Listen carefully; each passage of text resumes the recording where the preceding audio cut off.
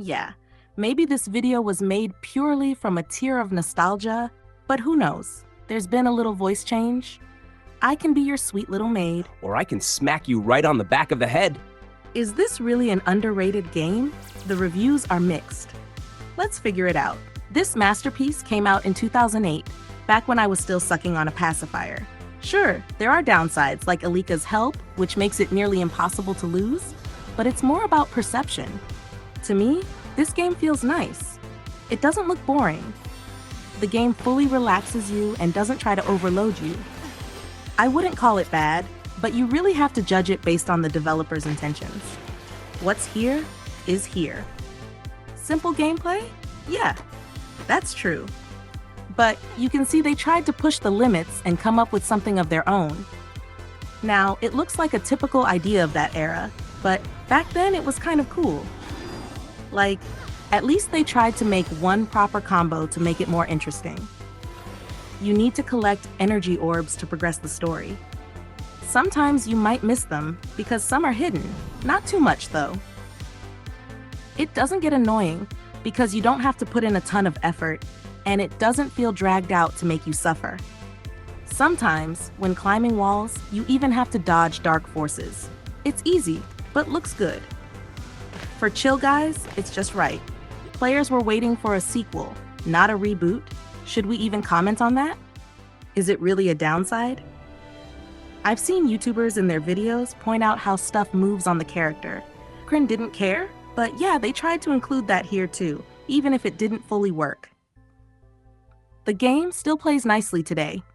Animations also hold up, pretty diverse for that era. And what's really nice is that you need to do a clear action. Nothing random happens like in modern games. What annoys me the most now is how modern games can go sideways, even when you do everything right. That made me think about it here. Weird how such a simple game, according to critics, can make you think about next gen. But I wouldn't say it's a red flag.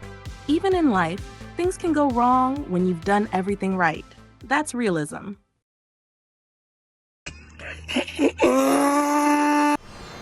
This isn't editing. It's real animation. I guess Alika's dad really loves mushrooms with the Dark Force.